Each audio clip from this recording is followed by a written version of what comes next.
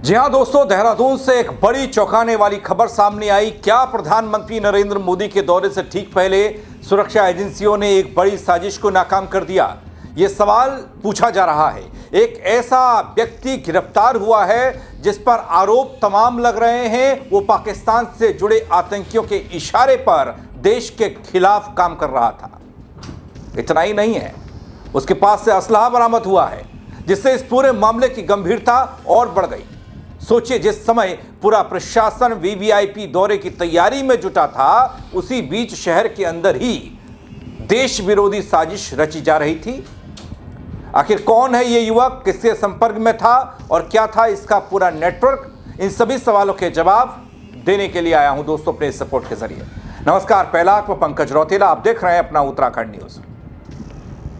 दोस्तों, एक चौंकाने वाली खबर जो देहरादून से आई वो ये कि राजधानी देहरादून में आतंकी गतिविधियों में शामिल एक आरोपी गिरफ्तार किया गया है। और इसकी गिरफ्तारी हुई तो खुलासे तमाम हुए हैं, बड़े हुए हैं। आरोपी के पाकिस्तानी आतंकी संगठन अलबर्ग ब्रिगेड के आतंकी शहजाद भाटी से तार जुड़े मिले। इतना ही नहीं है, आरोपी देहरादून स्थित तमाम बड़े सरकारी और सैन्य संस्थानों की लोकेशन और फुटेज पाकिस्तान भेज रहा था, जिसकी तहरीके तालिबान हिंदुस्तान टीटीएच की भारत में विस्तार को लेकर योजना थी। दरअसल दोस्तों, बीती 9 अप्रैल की रात का वो वक्त जब एसटीएफ कार्रवाई कर रही थी। प्रेमनगर थाना इलाका, पुलिस साथ में थी। एक संदिग्ध युवक जिसका नाम विक्रांत कश्यप बताया गया, उम्र तकरीबन 29-30 साल, और यह रहने वाला है झाझरा प्रेमनगर देहरादून का। एक अवैध पिस्टल, 32 बोर, 7 जिंदा कारतूस और एक स्प्रे पेंट की कैन के साथ गिरफ्तार हुआ।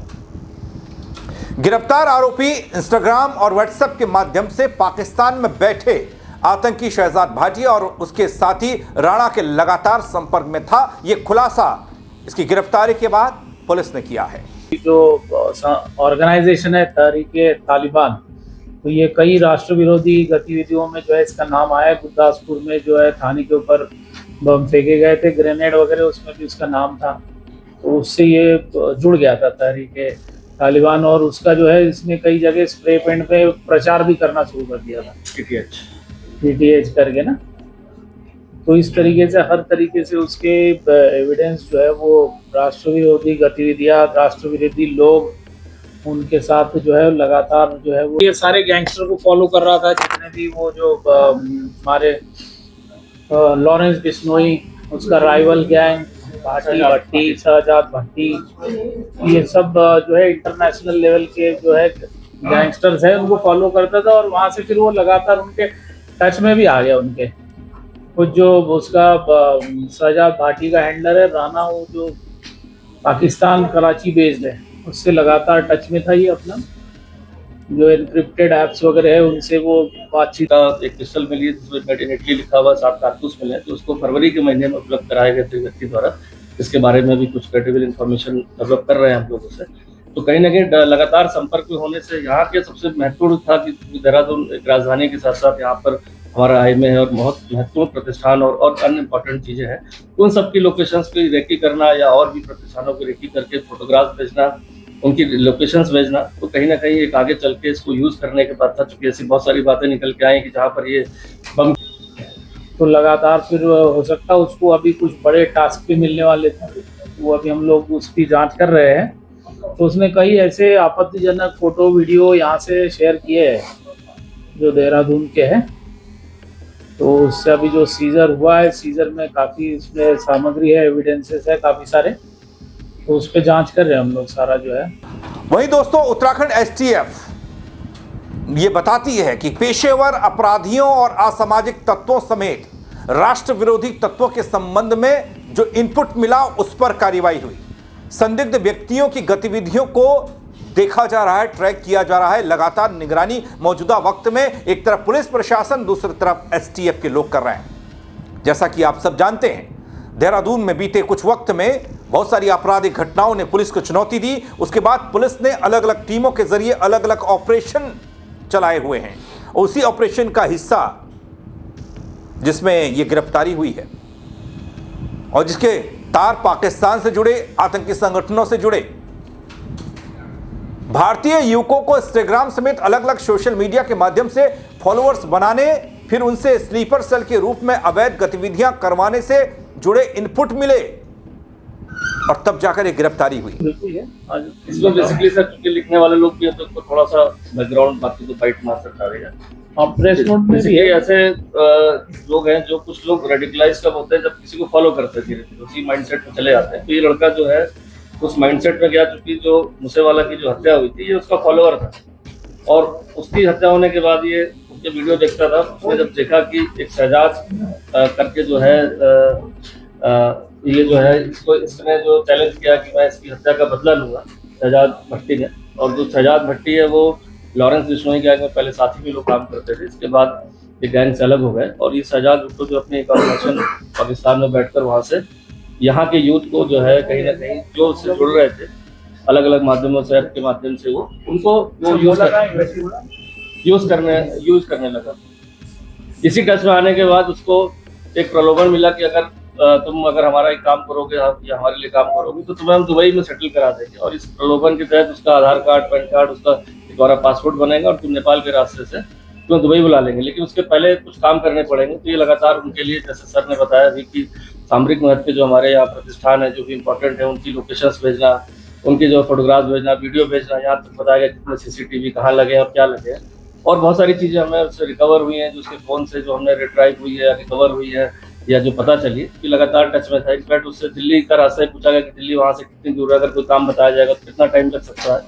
तो चूँकि 5 से 6 घंटे लग जाता है तो इस कारण से शायद वो चीज़ें हुई। कुछ हिंदू आउटफिट्स जो हमारे हैं उसको भी सर टारगेट करने के लिए बातचीत हुई है वो सारी। कुछ चीज़ें रिकॉर्ड्स में भी मिली हमारी। जब हमने जितनी राष्ट्रीय सुरक्षा की एजेंसियां हैं जब उनसे समन्वय किया, चाहे वो मिलिट्री इंटेलिजेंस हो, चाहे हमारी IP हो, चाहे अन्य एजेंसी से है NIA है, तो ये सारी चीज़ें निकल के आए कि जो अल बर्क ब्रिगेड है जिसका सरगना जो है ये शहजाद भट्टी है जो पाकिस्तान बेस्ड है और ये इस तरह के यूथ को अपने रेडिकलाइज करने के बाद जो है इसे यूज़ करता है। इस तरह के कुछ मामले हमारे राजस्थान में भी और नोएडा में भी हमारे केसेस रजिस्टर्ड हुए हैं जो इसी ऑर्गेनाइजेशन द्वारा कराए गए थे।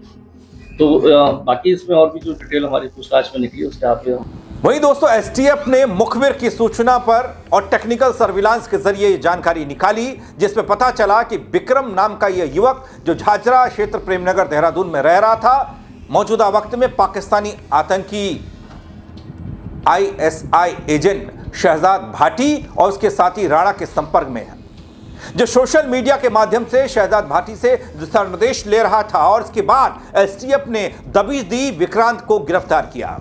जो है हम लोग इसमें कई जो है हमारी चेकिंग और बाकी सर्विलांस ये सब चल रहा था, जिसमें हम साइबर पेट्रोलिंग वगैरह भी उसी का पार्ट है। तो इसमें ये जो विक्रांत है झाझरा का रहने वाला है, ये एक रेडिकलाइज जो है यहाँ देहरादून का, तो इस पे हमारी कई दिन से नज़र थी। आज हमने इसको गिरफ्तार किया है, जो ऑफिशियल सीक्रेट एक्ट्स और अन्य जो है धाराओं में जो है इसकी आर्म्स एक्ट इसमें गिरफ्तारी की गई है। तो ये कई समय से जो है पिछले कई समय से जो है राष्ट्र विरोधी गतिविधि में इन्वॉल्व था। ये जो गैंगस्टर है जो लॉरेंस बिश्नोई या शहजाद भाटी से ये टच में आया, उससे एनक्रिप्टेड कॉल्स से ये कॉल पे टच पे था।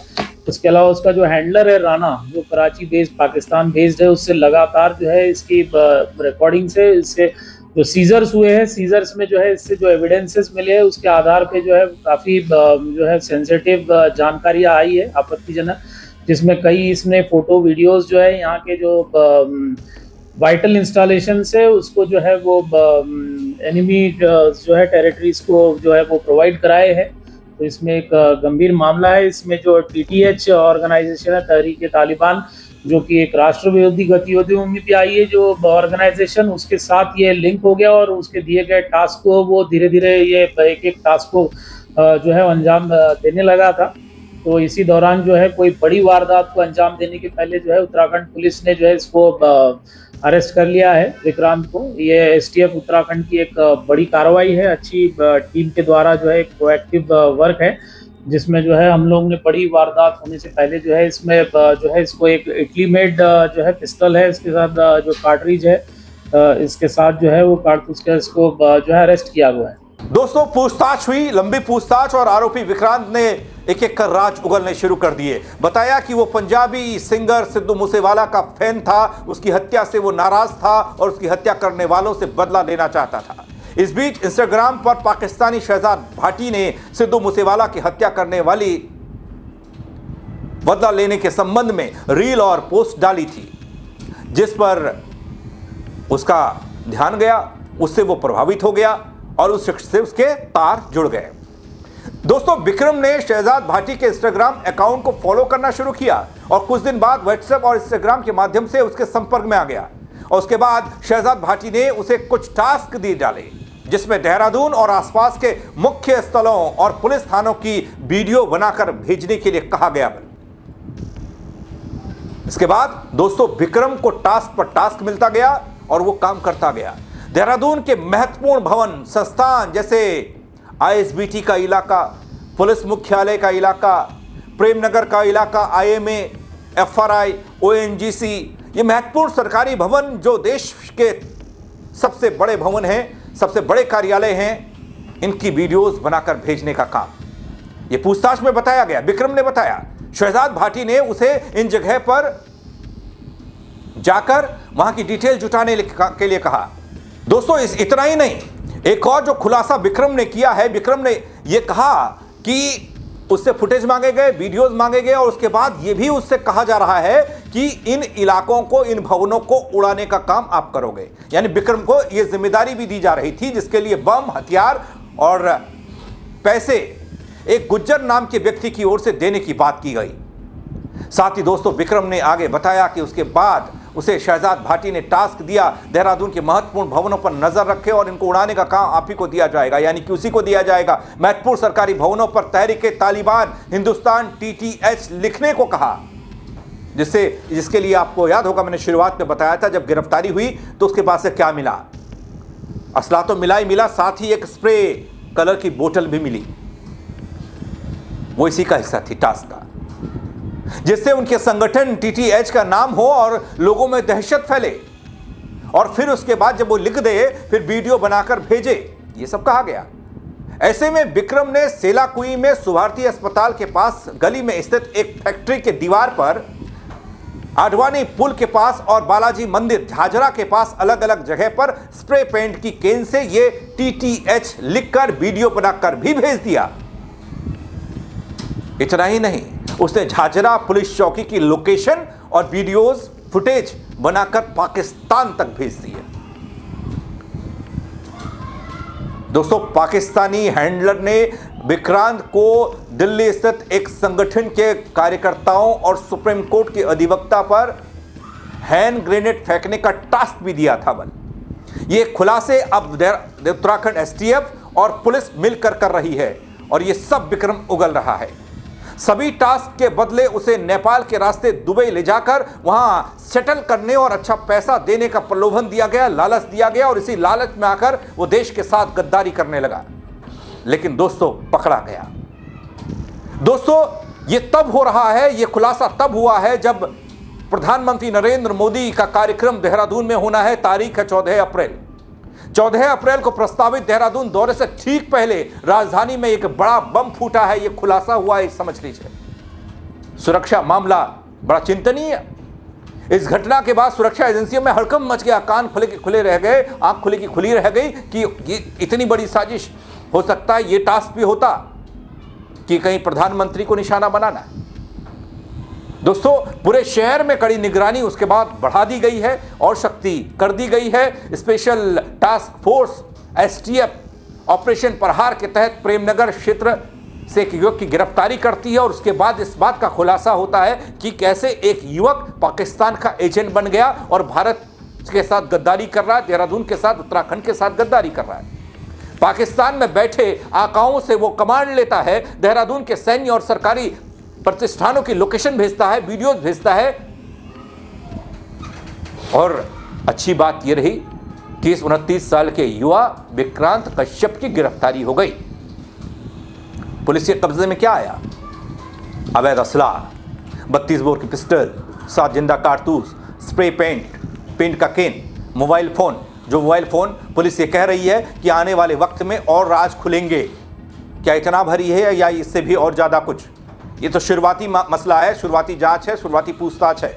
आगे पुलिस का यह मानना है कि मामले में जब पूछताछ होगी तो शायद अगला प्लान और प्लान, कुछ बड़ा प्लान भी निकलकर सामने आ सकता है। लेकिन कैसे एक युवा पाकिस्तान के आतंकी संगठनों से जुड़ गया, और चौंकाने वाली बात यह है कि वहां से जो उसे कहा जा रहा था उन बातों पर वो अमल भी कर रहा था। और ये सब हो रहा है देवभूमि उत्तराखंड में। बीते कुछ वक्त में अगर देहरादून में इतनी बड़ी घटनाएं नहीं होती और पुलिस का ये ऑपरेशन प्रहार और अलग अलग तरह के ये कार्यक्रम नहीं चल रहे होते तो शायद ऐसे इस क्रिमिनल का, अपराधी का पकड़ा जाना मुमकिन नहीं था। लेकिन पकड़ा है तो पुलिस भी थोड़ा राहत की सांस ले रही है और उसके साथ साथ और भी चीज़ों को चौकन्ना कर दिया। लेकिन इस खबर पर, इस आतंकी संगठन के साथ इस युवा के कनेक्शन पर, इसके पकड़े जाने पर और सुरक्षा में हो रही बड़ी चूक पर आप क्या कहेंगे? अपनी राय कमेंट के जरिए जरूर दीजिएगा। दोस्तों सतर्क रहिएगा और शेयर कीजिएगा खबर को। फेसबुक पर देख रहे हैं तो फॉलो कीजिएगा, यूट्यूब पर देख रहे हैं तो सब्सक्राइब कीजिएगा। मेरे साथ जुड़ने के लिए बहुत शुक्रिया। जय उत्तराखंड।